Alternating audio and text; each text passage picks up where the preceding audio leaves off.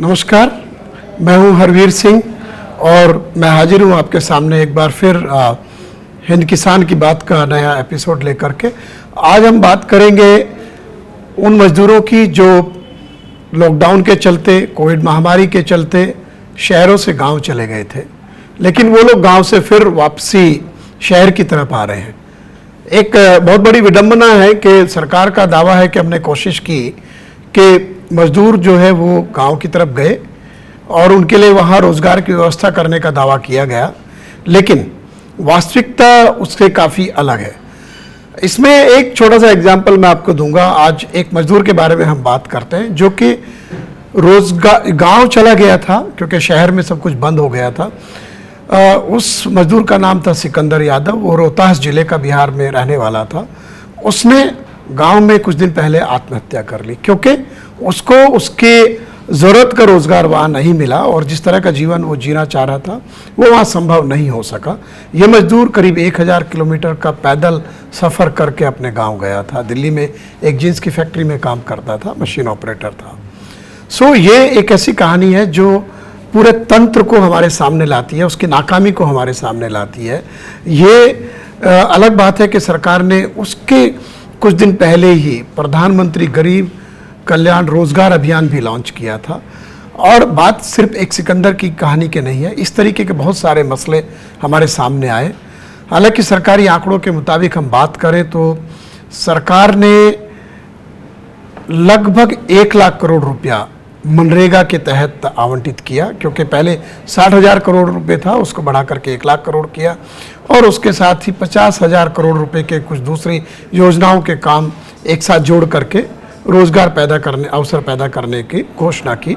तो लेकिन इसके बावजूद परिस्थिति जो है वो हम सबके सामने है।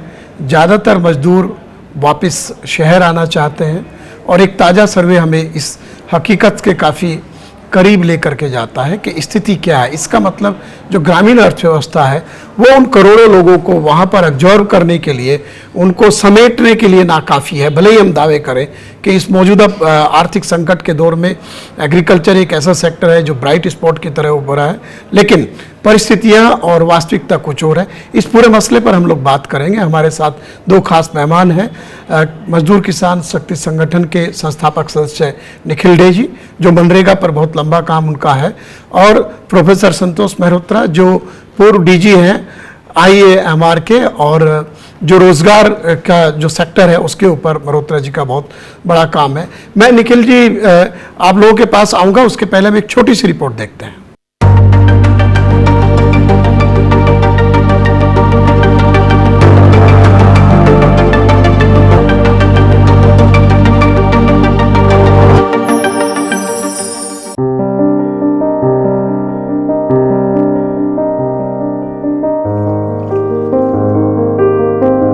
लॉकडाउन के बाद की इन तस्वीरों का गवाह पूरा देश बना। कोरोना की वजह से शहरों में काम धंधा बंद हुआ तो प्रवासी मजदूर अपने गांव घरों की ओर लौटे, कुछ तो नंगे पैर और कुछ भूखे पेट। हालांकि इन कदमों की मंजिल अपने घर की दहरी ही थी। गांव चले तो गए, लेकिन न हाथ को काम मिला और न ही पेट भरने को रोटी मिली। आगा खान रूरल सपोर्ट प्रोग्राम समेत 5 दूसरी संस्थाओं की तरफ से किए गए एक सर्वे के मुताबिक गांव लौटे 80% लोगों को उनके लायक काम नहीं मिल पाया। 48 जिलों के सर्वे में पता चला कि इस दौरान महिलाओं का काम बढ़ा है। 24% लोगों ने कबूला कि वो अपने बच्चों की पढ़ाई छुड़वाने पर विचार कर रहे हैं। 43% परिवारों ने कहा कि उन्हें इस दौरान खाने की कमी का सामना करना पड़ा, इसीलिए 55% परिवारों को खाने के आइटम घटाने पड़े। 6% परिवारों ने अपने घरों का सामान गिरवी रखा, तो वहीं 15% परिवारों को अपने पशु बेचने पड़े। दरअसल 11 राज्यों में 4835 परिवारों के सर्वे में ये बात सामने आई कि गांवों में वापस गए 2/3 मजदूर या तो शहर वापस आ गए या आना चाहते हैं। वहीं अजीम प्रेमजी यूनिवर्सिटी की एक स्टडी बताती है कि शहरी ही नहीं, ग्रामीण इलाकों में भी अपना रोजगार गंवाने वाले लोगों की तादाद अच्छी खासी है। फिर चाहे वो असंगठित सेक्टर में काम करने वाले मजदूर हो या फिर नियमित सैलरी पाने वाले, अपना काम गुजारा चलाने वाले लोगों से भी रोजी रोटी छिन गई है। सरकार ने लॉकडाउन के बाद घोषित पैकेज में मनरेगा के बजट में 40,000 करोड़ रुपए की बढ़ोतरी का दावा किया था कि अब चालू साल में रोजगार के लिए मनरेगा के तहत 84,000 करोड़ रुपए उपलब्ध होंगे। वहीं पीएम गरीब कल्याण रोजगार अभियान के तहत भी रोजगार के मौके पैदा करने के लिए 50,000 करोड़ रुपए का प्रावधान किया गया है। लेकिन सवाल वही है कि भारी भरकम योजनाएं जमीनी हकीकत का हिस्सा क्यों नहीं बन पाती हैं? जिस तरह से प्रवासी मजदूर शहर लौटने को मजबूर हो रहे हैं, क्या वो ये बताने के लिए काफी नहीं कि गांव की अर्थव्यवस्था इतनी लचर है कि शहर की ओर पलायन एक ऐसा सच है जिससे मुंह मोड़ा नहीं जा सकता। दिल्ली से कीर्ति राजौरा के साथ ब्यूरो रिपोर्ट, स्वराज एक्सप्रेस। तो ये पहला सवाल मैं आपसे करूं कि ये जो परिस्थिति है वो क्या कहती है कि ये जो ताज़ा सर्वे एक आया है जो एक अजीम प्रेमजी यूनिवर्सिटी का जो डिपार्टमेंट है उन्होंने किया है सेंटर ने कि ज़्यादातर लोग वापस शहर में आना चाहते हैं, जबकि सरकार ने कहा हम वहीं पर उनके लिए रोजगार पैदा करना चाहते हैं। आप उन लोगों के बीच में लगातार बरसों से काम कर रहे हैं, अभी क्या स्थिति है? अभी स्थिति तो ये बिल्कुल है कि वो शहर जाना चाहेंगे। वो शहर गए थे क्योंकि उनको गांव में रोजगार नहीं मिल रहा था, और जो रोजगार मिल रहा था वो पर्याप्त पैसा उनको नहीं मिलता था। लेकिन बात ये है कि उसी सर्वे में पता चल रहा है कि केवल एक हैं वापस। तो ये बता रहा है हमें कि आज उनकी परिस्थिति इतनी बुरी है कि ना तो गांव में उनको वो रोजगार मिल रहा है जो उनको चाहिए, और ना शहर में रोजगार मिल सकता है। तो बेरोजगारी की बेहद दिक्कत है इस समय। बहुत बहुत कठिन परिस्थितियों में ये सारे मजदूर जी रहे हैं। अब नरेगा ने बहुत कुछ उनको दिया है, आपने नरेगा का जिक्र किया, नरेगा ने बहुत कुछ दिया है, लेकिन वो रोजगार नहीं दिया जो उनको चाहिए, और ना ही उनके नरेगा के पैसे न्यूनतम मजदूरी से भी कम है। और कई राज्यों में तो जो नरेगा का मजदूरी है वो भी नहीं मिल रही है।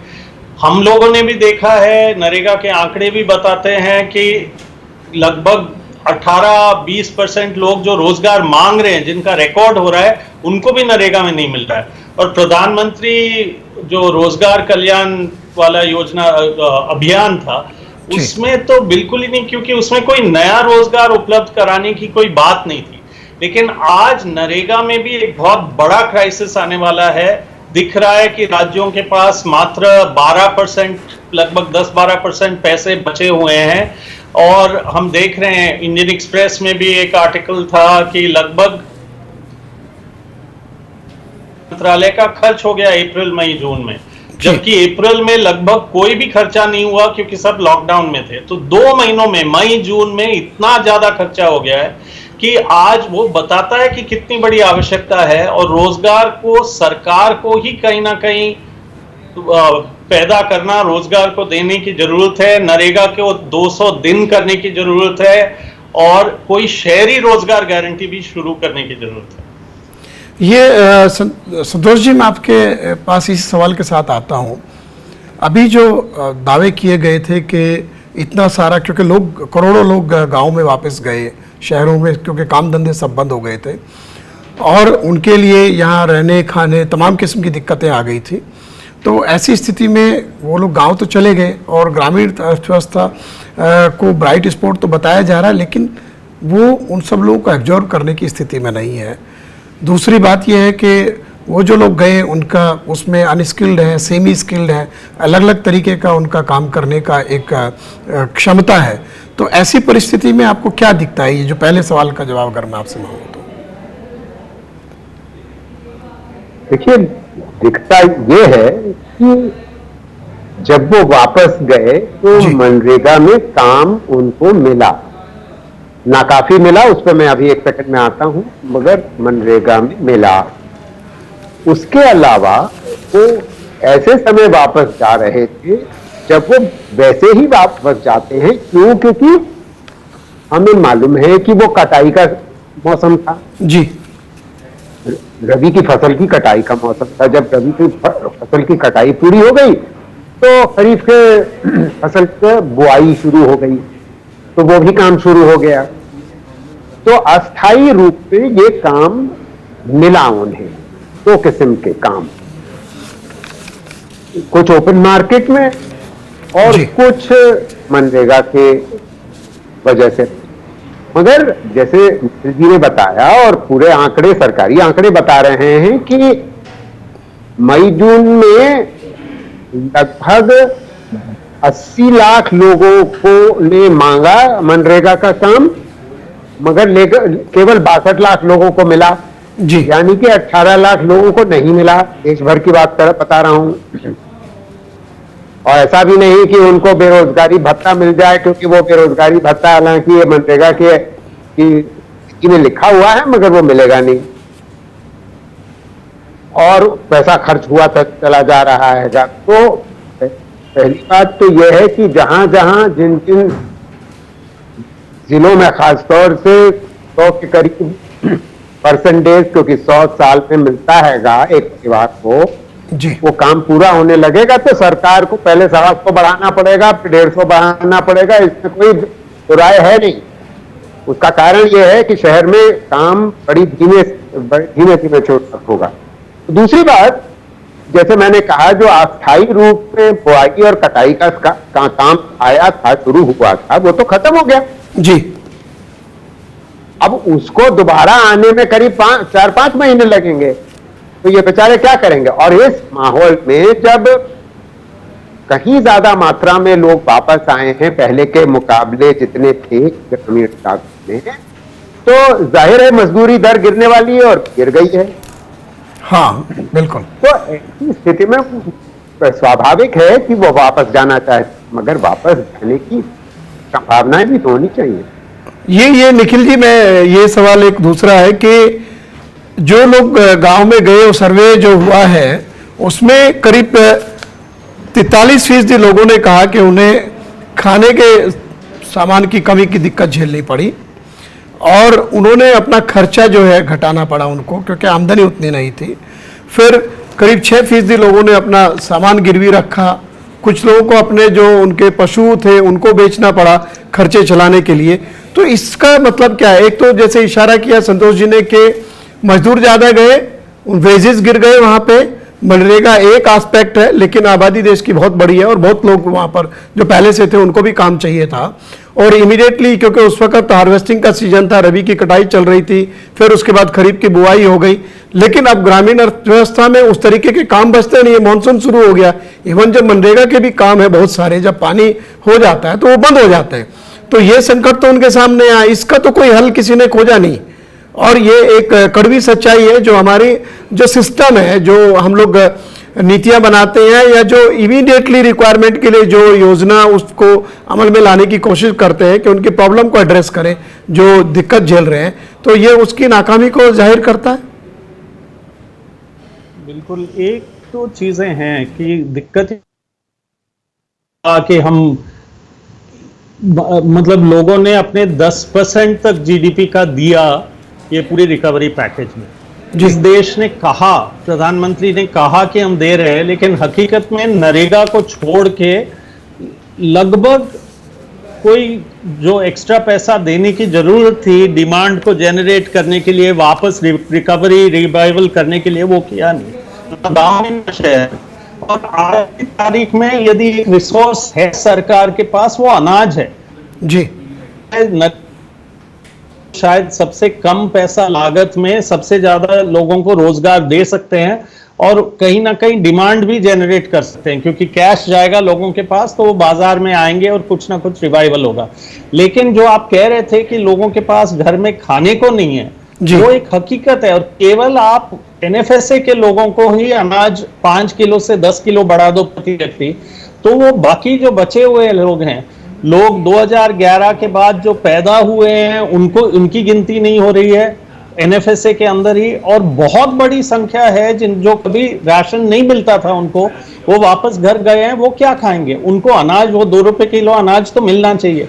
वो सरकार के पास पड़ा है, सड़ रहा है, लेकिन वो नहीं दे रहे हैं। जगह नहीं है गोदामों में रखने के लिए, वो नहीं दे रहे हैं। तो जो रिसोर्सेज है सरकार को, वो तो काम में लेना चाहिए, या पता नहीं क्या सोच रहे। ये मल्होत्रा जी, मैं ये सवाल आपके पास लाता हूं कि ये मिसमैच जो है, क्या ये पॉलिसी मेकर उसको देख नहीं पाए कि आपने कह दिया कि इतना हमने मनरेगा में कर दिया, इतना हमने प्रधानमंत्री गरीब कल्याण रोजगार अभियान में पैसा दे दिया, तो ये जो हकीकत है। और दूसरा एक बड़ा सवाल यहाँ भी आता है कि जैसे ये सर्वे तो अभी आया है, जो गैर सरकारी क्षेत्र के लोगों ने सर्वे किया है, हमारे पास आंकड़ों का बड़ा अभाव रहता है और ये डाटा का कोई उस तरीके से अवेलेबिलिटी नहीं है, ना हमारा कोई एनएसएसओ कोई सर्वे लेके आ रहा है, ना कोई डिपार्टमेंट उस तरीके कर रहे कि मैपिंग हम कर ले, जबकि दावे बड़े बड़े किए गए कि स्किल मैपिंग चल रही है, जैसे यूपी में करोड़ों लोगों की स्किल मैपिंग कर दी।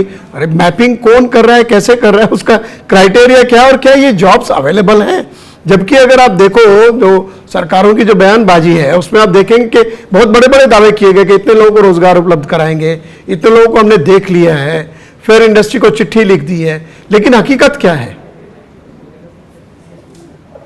देखिए, हकीकत तो ये है जो सबको विदित है जी कि लॉकडाउन की वजह से लगभग 3 महीने का जो इनकम लोगों को था वो एकदम से समाप्त हो गया। जब धीमे धीमे अब बिजनेस शुरू हो रहे हैं, काम थोड़ा बहुत शुरू हो रहा है, तो वो तो धीमे ही धीमे होगा ना, उसको तो लगेगा, बहुत कम लगेगा तो साल भर लगेगा।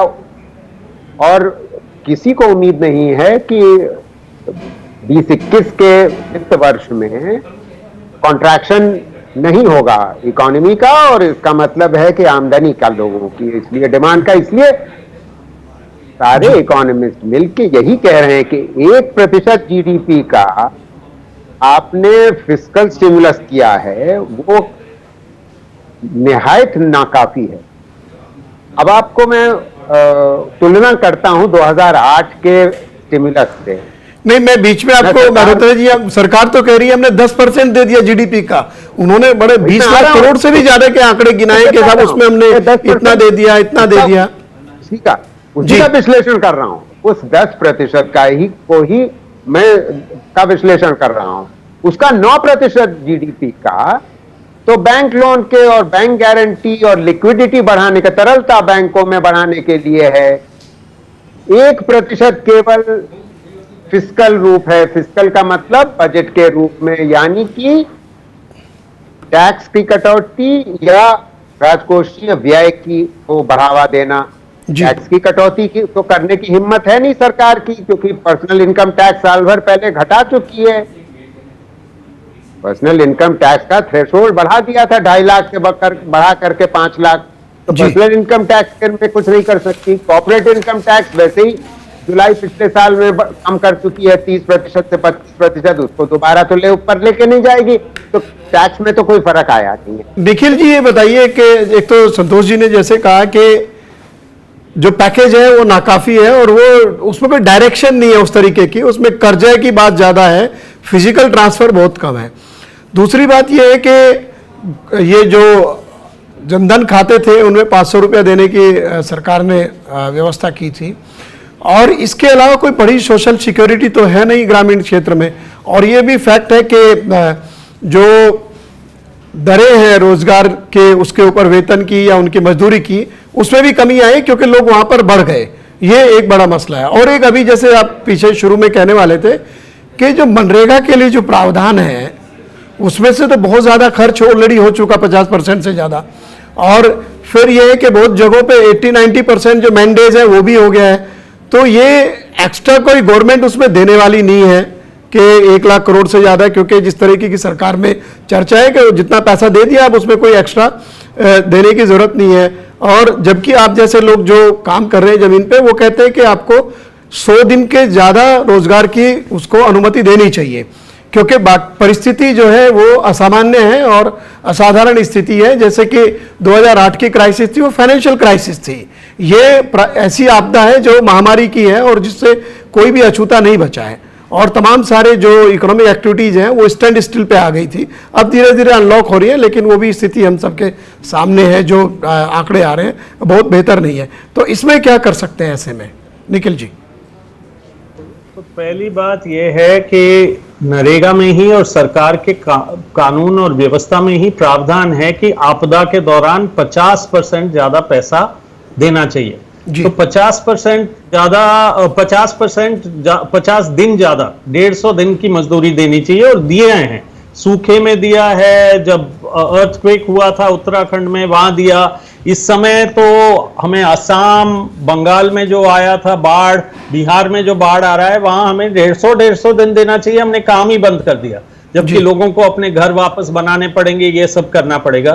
तो सरकारी पॉलिसी पर बहुत बड़ा एक सवालिया निशान है, क्योंकि मार्केट नहीं कोप कर पा रहा है, मार्केट से नहीं मिल पा रहा है जो, और मार्केट को टाइम मिलेगा, स्टिम्युलस भी चाहिए ये सारी चीजों के, जो इस प्रकार की चीजों से आएंगे। एक और चीज है इसमें जो आपने कहा था, सोशल सिक्योरिटी जी।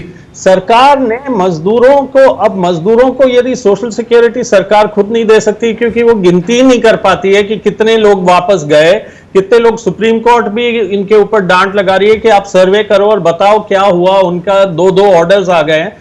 तो कम से कम सरकार इतना तो कर सकती थी कि कानून को तो लागू करें। उसकी जगह ये परिस्थिति हुई कि मजदूरों के साथ इतना बुरा व्यवहार हुआ, ये पूरे प्रवासी मजदूरों के साथ, और उनके जो कानून है जो थोड़े बहुत उनको बचाव करते हैं, उनको भी बिल्कुल 8 घंटे की ड्यूटी को छोड़ो, कौन जाएगा वापस शहर में काम करने के लिए, जब आप कह रहे हो कि आपके श्रम कानून भी लागू नहीं होंगे।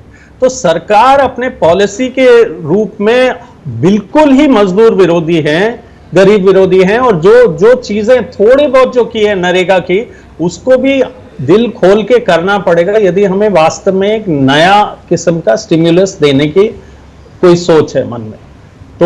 तो ये एक किसी भी आपदा में एक मौका है एक तरीके से, जहां सरकार सबको एक मिनिमम गारंटी दे सकती है, स्वास्थ्य की दे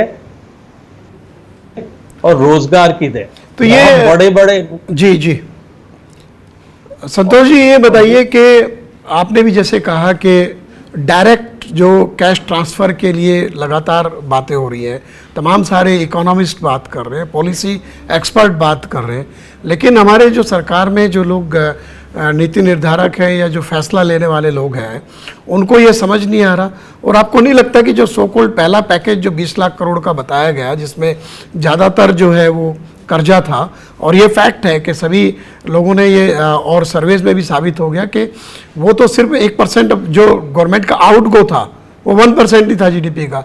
तो आपको लगता है कि जो परिस्थितियां बन रही हैं उसमें फिर एक कॉम्प्रिहेंसिव सेकंड पैकेज का रिक्वायरमेंट आ गया है, वो देना चाहिए? है निश्चित रूप से, मगर विडंबना तो ये है हरवीर जी कि डॉक्टर सुब्रमण्यम जो चीफ इकोनॉमिक एडवाइजर हैं मिनिस्ट्री ऑफ फाइनेंस में, वो एक बयान में कह चुके हैं कि दूसरा पैकेज की आप अभी उम्मीद इस वर्ष न करें, जब वैक्सीन आ जाएगी तब संभवतः हम सोचेंगे, तब हम दूसरा पैकेज लाने की पॉसिबिलिटी है।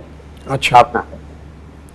तो ये निखिल जी, आप मानते हैं कि अभी जो मनरेगा में संसाधन है वो नाकाफ़ी है, गांव में रोज़गार के अवसर कम है, हर तरीके का जो एक कौशल जिन लोगों के पास है, सिवाय सिर्फ जो मैनुअल वर्क करने के अलावा, उनके लिए वहाँ पर कोई विकल्प नहीं दिख रहे हैं, इसलिए उनको वापस लौटना पड़ेगा।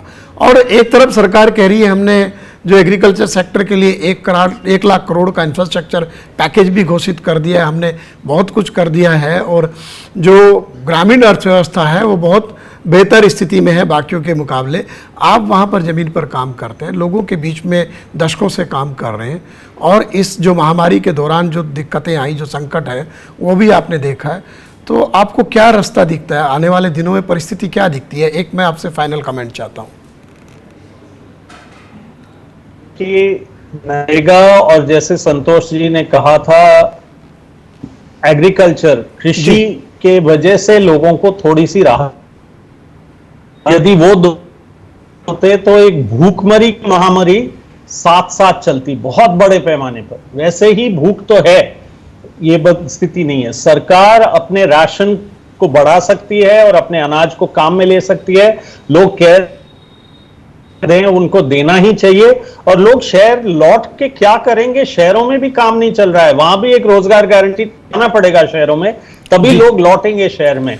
इतना तो सरकार करे, इतना नहीं करेगी तो भयंकर दिन आगे हैं, तो वो हमें दिखेंगे जी। हमारे ही नागरिकों के साथ। तो समय हमारे पास समाप्त हो रहा है। संतोष मेहरोत्रा जी और निखिल जी, आप दोनों लोगों ने एक बात साफ की है कि पैकेज 2 की दरकार है। जो अभी तक सरकार ने काम किया है वो नाकाफ़ी है और वो हमें हकीकत में दिख रहा है, क्योंकि ग्रामीण अर्थव्यवस्था उन करोड़ों मजदूरों को वहाँ पर उनके काम के और कमाई के अवसर देने के लिए अभी उस तरह से तैयार नहीं है जो उसका बोझ उनका वहाँ पर गया है। इसलिए सरकार को एक बार फिर से अपने जो उसके जो पैकेज है या जो उसकी योजना है उसको रिविजिट करना पड़ेगा, नए तरीके से सोचना पड़ेगा और थोड़ा ज़मीनी हकीकत को समझने के लिए ज़रूरी हो तो कोई क्विक सर्वे वो लोग करा ले, इसकी दरकार अभी है।